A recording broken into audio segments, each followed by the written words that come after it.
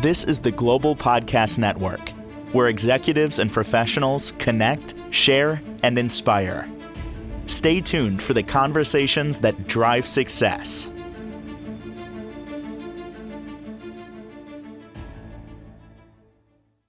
I believe in the next 25 or so minutes, many of us are going to have an epiphany. There's going to be a connection here that makes it all come clear why we do what we do.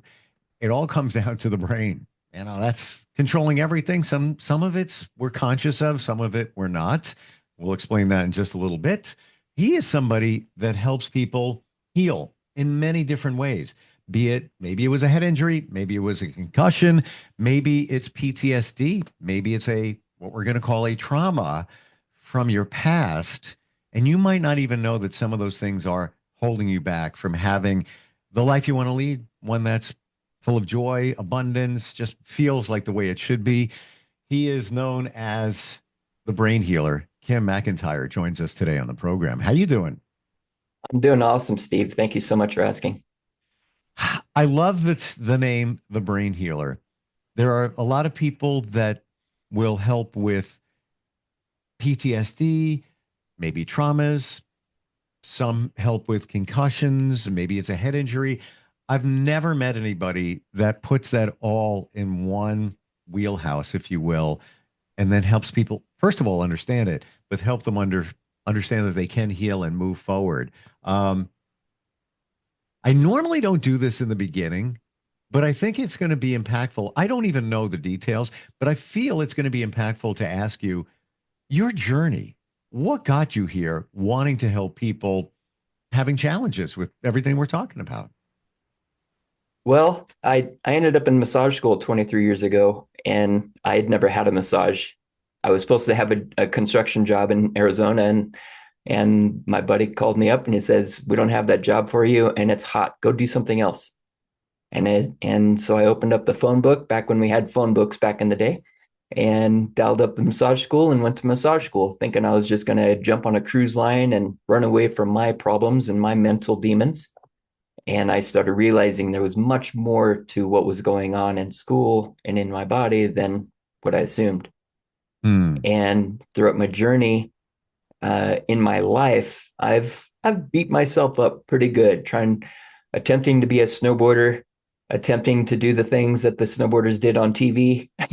And I should not have been doing that, and ended up with a lot of head injuries. Although never diagnosed concussions, I definitely had the symptoms, because if there's powder to be had, you don't go to the doctor after you've hit your head and rung your bell. You get back up on the lift. And I ended up on a pattern of, for lack of better words, of rage, of headaches, of body pain all the time. And that, I believe, is what I'm grateful that it happened, because now I have a better understanding when I am talking with somebody with those things, what they're experiencing and what they're going through. Wow. I'm afraid to ask this question, but do you feel that many of us, listen, I can't tell you how many times I hit my head. I'm being honest with you. I'm not joking. It's, do you feel that for many or some of us that we may have stuff going on there that we don't realize from past situations? I find that within myself every single day. Wow. And I've done a lot of work for myself our pituitary gland's right in our brain, and it's the master gland, tells everybody what to do. It controls everybody. And you can imagine if the pituitary gland is injured during a head trauma, how confused the rest of the body is going to be just simply hormone production wise. Wow. Like, these are the things that the rest of us don't think about. This is not even a thought.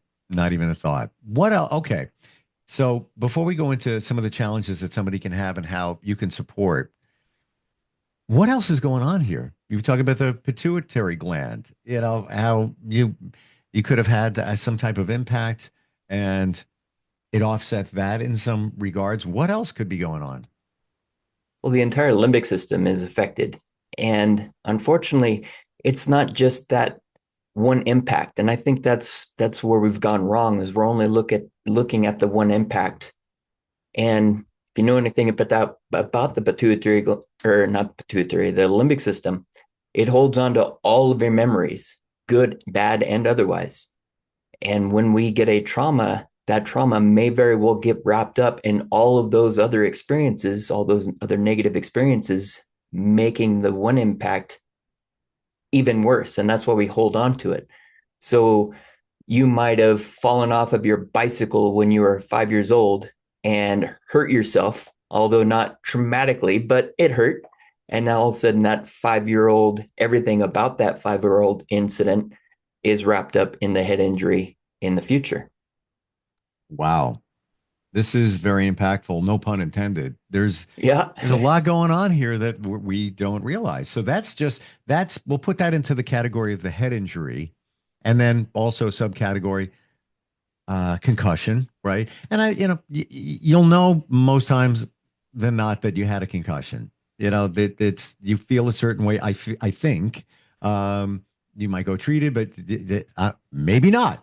Maybe not. I had my first head injury. I thought I got the flu in 5 minutes. I was sweating. I needed to throw up. I didn't know what happened. I just hit my head and all of a sudden I felt sick. So I went and laid down in my truck. I was at the ski resort, Donner Ski Ranch, Lake Tahoe, represent. Ah, And I laid down in my truck and I fell asleep. And well, you're not supposed to do that. And I woke up a couple hours later and decided to drive home because I still felt like I had to throw up. I also felt like I had to go poop. So I'm stopping at every gas station on the way home to try to unload. Nothing is happening. Got home, made myself a bath, because when you get sick, you want a bath. Fell asleep in the bathtub. You're not supposed to do that either. So I did not know that is what I had done. oh my gosh. I didn't even know that the um feeling like you need to throw up and just that, yeah, okay, that seems reasonable. But we connect it with an impact on our head? No. There's been many times, even last week, I felt like I was getting sick, just a cold coming on. It probably was, maybe it was allergies or whatever, but we've all been in those situations where it's like, yeah, I think I'm getting sick, but we don't connect it potentially to something else. Yeah, Wow. especially stress. So if we're Especially stressed, stress. right, we've got all these bugs flying around us all the time. And our body is like, oh, yeah, I got this. I got this. I got this. And then you have, whether it be emotional stress or physical stress, and your body Yep. loses touch with itself, all of a sudden the bugs take over. And that's why I felt like I was getting sick, because I had a lot going on. I didn't get quality sleep for a couple of days. And then that's where everybody's different, but that's how it affects me. It's like, oh, okay, reminder. And then, Yep. was intentional, slept a little bit more, echinacea, took some vitamin C, and then 2 days it resolved. But yes, um, before we move forward, what happened with that situation where you felt like were going to vomit? I went back to work the next day and went on about my life. I I do not, unless something is really wrong, right? For instance, I broke a bone or broke my collarbone once, and I actually called my chiropractor from back home because I was up in Colorado living the ski bum life. Hmm. And he's like, well, there's nothing you can do. Just go to the doctor, get an x-ray, and get some painkillers. And instead of just going to the doctor like a normal person would, my brain thinks, well, who can I call that I trust to get some information on what to do? So everybody responds to things differently, right? Mm, wow. So we've identified that we have those situations, and many times, I'll say loosely, many times we realize there might be a connection there. You know, Yeah. ski, resort, head, whatever. Off to the side on that one. Let's go to things like PTSD and trauma. Not talking about head trauma, but other traumas that affect us in life. How would you? I can define them. My perspective on it.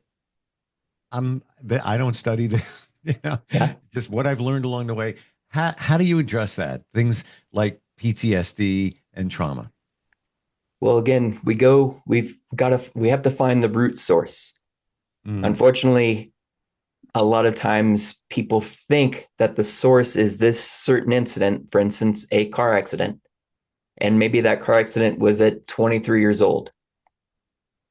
But if that might not have been the source of the stress around PTSD in relation to driving a car, we might have to go back farther where, learning how to drive with my dad at 15 and a half was not a fun experience and it created some stress. And then my mom was driving me when I was 5 years old, and we had a little fender bender, and my mom really stressed out. Well, now we've gone back even farther, and possibly maybe there's emotions deeply seated in those. Maybe those emotions go back even farther into some genetic sequencing that predispose you to be attracted to that tendency towards the uncontrolled thoughts and emotions and physical pains that go along with PTSD.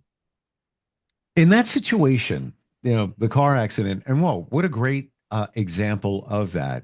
That, in my understanding, between 0 and 7, things that happen in your life, you hang on to them. Many of them. Some of them, my mom could have slammed on the brakes and freaked for a moment. Maybe it rolled off my shoulder. Maybe it didn't roll off your shoulder. And then conversely, I got bullied on the playground. You might have been like, man, whatever. And me, I held on to it for years. Mm-hmm. I call those little T traumas. Those aren't, big T trauma would be uh, yeah, passing of a relative, like a true car accident, things Yeah. like that. But the little T traumas can even present challenges later in life as much as the big T traumas, right? Yeah. Yeah, definitely. Well, as you see, my name is Kim, and it's not traditionally a male name. And so you can imagine the teasing that I went through. And it wasn't, All I I'm going mean, to it say, wasn't, Kim, yeah, I know what you're talking about. yeah, Because I use a different name, not for that reason. uh, Um, but I got you. yeah, yeah. I got so disconnected from that name. When I started learning muscle testing, they said, use a true statement. And I would say, my name is Kim, and my testing would be off because I got so disconnected from that name. I called myself something else. So I cleared all that stuff so that I Yeah. could be truly comfortable. Yeah, my name's Kim. It's a great name. But Yeah, it I get what you're is. saying. I get what you're saying. Yeah. You really run deep in all of this because a lot of people that support, um, trying to think of what the category would be, but those with trauma, healing because of these traumas that we are identifying, you take it steps further and also deal with the head injury, with the concussion and how that impacts us later in life. Um, how did you study this? Like, how did that happen? Well, I in massage school, they taught us cranial sacral therapy. And Mm, while it was eye opening, it it caused me more problems than it did good, because if I ever get ungrounded or are not reconnected to my physical body when I'm done processing, it's very stressful for me. It's kind of like getting a head injury. It disconnects you from your physical body. And so I've got this person's hands on my head, and then being an empath, I can feel the person who's touching me, and they might not have dealt with things, or they might have had a head injury, and now all of a sudden that's facilitating my stuff. So I took a class called Voila back in the day, and it was basically cranial sacral therapy on steroids. And that was when I first realized that I could move and manipulate energies without having to touch anybody, which was awesome because now I could get so much more work done and not have to sit and wait for the bone to finally figure out which way it needed to go. And then I took a class called restorative breathing, and they had us do this simple movement where your hands are on top of your head and you simply touch the opposite knee with your hand. Well, I couldn't find my knee. I had to look down to see where my knee was. And that's when I realized, holy cow, I am a mess up here because it's testing your neurological function to the physical body. Wow. So when I connected those two with everything else that I've learned from massage school, the Rolf Institute, all classes, Google, right? Google's a great source for learning. I would be in my office behind my house for an hour and a half, 2 hours every night, doing thousands of corrections, burning tons of sage, trying to clear all the energy of breathing through my shirt because the sage smoke was so thick. And that's when I truly began stepping into my true source, my true power, my God-given gifts, intertwining it with my knowledge and my wisdom. Amazing. I recently did an exercise. I don't even know what it was called. Sort of like what you just said, where you take one hair and you put it here. You do different things, and then it's almost as if you're cementing it in your brain, like reconnecting the wires, if you will. And I'm going to tell you, I had challenges doing that. I even say, I never say never. We can do whatever we want if you put yourself into it. But ballroom dancing, like the logistic, like no, not gonna happen. Can I dance? Love to dance. Yeah, last weekend I was out dancing, having a great time, doing my own thing. When it comes to synchronized whatever, I can't do it. Like it takes a lot for me to figure that out. It really does, and I don't know why that is. There's probably a reason. Well, do you mind if I share what I just felt from you when you showed me the thing you were doing? Go right ahead. Okay. I felt a lot of compensation. You figured out how to do the movements, but it wasn't efficient. For instance, when we're born, most of us, for the most part, are born knowing that if we move our finger, we get an electrical impulse from point A to point B. Mm-hmm. Boom, it's effortless. But when we start holding on to these accidents and injuries and head injuries, we start disconnecting that line from A to B. And then all of a sudden we start moving up here to get to B. And so when you do things on your own, okay, I can figure out how to do this and okay, got it. But you still hold your breath a little bit. You still clench your jaw. You still focus your eyes, trying to, okay, I can get this. And then you ask yourself to do something with somebody else. Now I'm dealing with their stuff and my stuff. Heck no. So when I'm working with people, I'm cutting out all that excess wiring, reconnecting A to B, changing the mindset. But then we're not just doing it seated and just sitting here. We've got to start moving. We've got to start visualizing ourselves at our place of business, catching the ball again. When I got back from Colorado, I went back to play in rec league softball, and they put me in right field, which, if you know about softball, the right fielders are the guys that can't catch the ball very well. I used to play shortstop. I was freaking awesome. A fly ball would be hit to me, and I'd see 100 balls in the sky because my eyes were so disconnected because of the injuries. I got you. And if that was me in right field, I would be afraid that the ball, even though my hands are there and I'm watching come in, it's going to hit me in the face. It's going to hit me in the face. And maybe that's from past situations. You know, Mm-hmm. I got a fight when I was in my low 20s. It was all a brawl. It's a crazy situation. We got attacked, me and my friends. Maybe that's the afraid of the impact in the front of the face, whatever. You know, that could be that. I'm sure there was a trauma there laying around there, floating out there. Yeah. Yeah. Wow. This is like crazy. I don't know if you can feel the tingles, but sometimes when people are simply in the room with me, the work works because you start connecting yourself to the energy that's all around us, and you start having ahas, and then all of a sudden, whoo, what was that? Oh, you just healed something that was hanging around from your little story. So good job, Steve. Well, thank you. That's why they call it energy healing. How deep do you go in that part of what you do?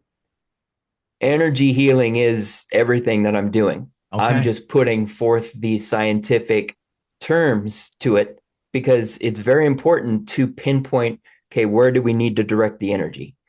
Now, of course, our direction is towards one part of the brain, maybe. For instance, if you've had speech issues, which I've had to work on a lot, we got to work with the Broca's area in the brain in order to get that speech reconnected to all the other parts of the brain so that your tongue and your lips and your teeth and your jaw and your body movements all correlate with what you're saying. But my speech was so impacted when I would read to my daughter when she was a child. If I was stressed out, I would fumble my words, which in turn would tick me off even more. So then I put my hand on my head, and it would get even worse. And that was another realization. My brain is a wreck. And now I can do all kinds of stuff with my head and not lose my train of focus. It's so awesome. Why did that make a difference? Just literally touching your head. You're not gonna tap, we're going to get into tapping in a second, but you're not doing anything to your head. You're just putting your hand No. on. Why did that short circuit things? Well, I believe because of some work that I've done with myself. When I was a kid, my go-to stress reliever, if you will, or not even reliever, but disconnect, was reading Louis L'Amour books. Louis L'Amour was awesome, right? Western writer, but whenever I'd be reading, my hand would be on my head. And so emotional stress, mental stress, physical Ah, stress, hitting those disconnects and ah. everything gets So unwired. that was a personal trauma, if you will, for you. It wasn't just you could have been putting your hand on your shoulder. It doesn't even have to be your head in that situation. And then Mhm. now, when you're reading to your daughter, you put your hand on your shoulder, disconnect, disconnect. It could have been Yeah. anything, not just the Yes. head. Okay. Not, I don't, no, not for me. For me, it was my head. Right, For right. somebody else, it could be somebody, it could definitely be someplace Exactly. else. Yes. I only brought that up because we're talking about head injuries and such. And I thought Yes. that, just for you touching your head made that connection. But it was the connection. You used to do that. Touch your head, could have been touching your nose, could have been touching Yeah. your shoulder. Okay, gotcha. Yeah. Tapping, tapping. Tell us about that. Why it's Yes. so impactful. I learned tapping like 19 years ago. I was in a bad way, depressed. I had seen another hypnotherapist, but when she walked up the stairs to my appointment, because I was always early because I was afraid of being early, which is another stress response, or is afraid of being late. She walked up. I'm like, oh man, she's worse than I am. I'm in trouble. She had me beating up a pillow for an hour with a bat, and I left more angry and enraged than when I walked in. So I'm like, I'm never talking to anyone again because my mom talked to everybody and she still committed suicide. So nobody's going to help me. Well, I was in a bad way one day in my massage office and I opened up the local magazine to Reno and I saw this woman's ad, hypnotherapy and tapping. And it just something felt right about it. So I went and booked a session. She had me tapping on my face and talking about stuff for an hour. And I'm like, and I'm just getting a bit ticked off, but I feel good and I don't know what's going on. Mm. My chair is sopping wet with sweat. Okay. Did anything really happen? But I felt better, right? More importantly, I paid money for it. And because I didn't have a lot of money at the time, I'm going to put it to practice. So the next day, I took it out to my little rock that I set on to do my work, whatever that was at the time, and realized that my heart was beating a little fast and it's only 5, 10 feet up off the ground. But I realized, oh, yeah, I'm afraid of heights. So I tapped about releasing the fear of heights, connecting into the nervous system, into the limbic system, clearing the meridians 19 years ago, and I'm still not afraid of heights. Wow. I've heard the tapping thing is so impactful, pretty much a game changer. I want to share this, and it's fresh news story. I sent it to my friend this morning. I love live music. I'll go, to venues, bars, restaurants, whatever, tribute bands, just into it. In our circle, we have one friend, and he's very social, he's a connector, but he always says like this, "Hey, I can't talk with anybody. It's noisy. I can't deal. It's hey. Sent this to him. This is a news story, credible source out today. Here's a trick to help you hear better in noisy locations or bars. A study found tapping your finger can help tune the noise out. Experts think the part of our brain that deals with fine movement and sound are just intertwined somehow. News story, CNN out this morning. Can't make that up. We're talking about it. There is credible research. It's exactly what we're talking. This is it, right? Yeah. Yeah. And my I'm going to expound on that, right? As we don't want to just be willy-nilly tapping on the finger. We want to set the intention. Yes. Why do I disconnect? And cranial nerve 8 and the vagus nerve, they both affect the ears. Well, if you've had yelling and screaming in your past, right, and you try to tune that out, and you got all this music in the background, and everybody's yelling and screaming at each other, right, it might facilitate those old traumas from your childhood, so you can't hear. I never even considered that it could be the reason that that presents is from a past situation. I just assumed that your brain has trouble focusing on a conversation, loud music over here, something over here. It has nothing to do with your hearing ability. It's the processing. But I never connected it to a potential situation. So my friend, maybe he came from an environment in his childhood, maybe a past back in the day relationship where there was a lot of yelling and Yeah. right. Is that Or, reasonable yeah, to think?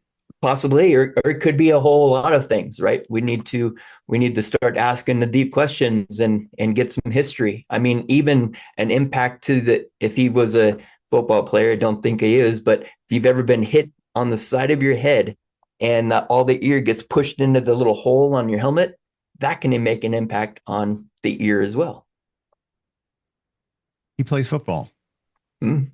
He's the guy that arranges everybody every fall and every spring to do football. Like he's big into it. You know, people show up. I haven't done it. Not my thing. No. Probably subconsciously, I'm afraid. It's like, Or subconsciously, you're smarter than that. I don't know, but my head has taken a lot of hits. I'm just gonna say, you know, if I was, you know, if my hair wasn't there, you know, like you would see it. You would see, you know, the remnants. Fascinating talking with you today, Kim. This kind of just you encapsulate so much in terms of what you do, and certainly the energy and the empath thing. By the way, I am an empath. Mhm. I've never said that to anybody. I am an empath. I'm almost afraid to admit it. I'm the one that says to other people, do you realize that you're an empath? That's why, you know, if you're a nurse, you got to take 2 days off after working 3. And I took tests and it identified a strength test, assessment test out of 34 strengths. Number 1 is communication. Okay, I've been doing that forever. Number 2, empath. Yeah. So I get where you're coming from and the whole energy thing. This is real, people. and Yes. and figured out, or with the help of somebody like you, can really change lives. How do we find you? How do we connect, Kim? Even just to start a conversation. I know this is a little woo-woo. I understand it. How do we find you? My website's kimmcintire.com. My information's on there. You can even call me directly because I am my own being. I'm really excited and about working with athletes or anybody who wants to truly change their life and take charge of their own work. There are answers for why we do what we do or why we don't do what we do, we should do. And therein lies everything that we're talking about. And if you didn't have a concussion, if you didn't have head trauma, you've had trauma. It's just, it is what it is. We've all experienced things as children, and that kind of pilots us later in life, as you've identified. Amazing talking with you, like super cool. Thank you so much, Steve. I appreciate it. Thanks, Kim. We'll be right back. This is the Global Podcast Network, where executives and professionals connect, share, and inspire. Stay tuned for the conversations that drive success.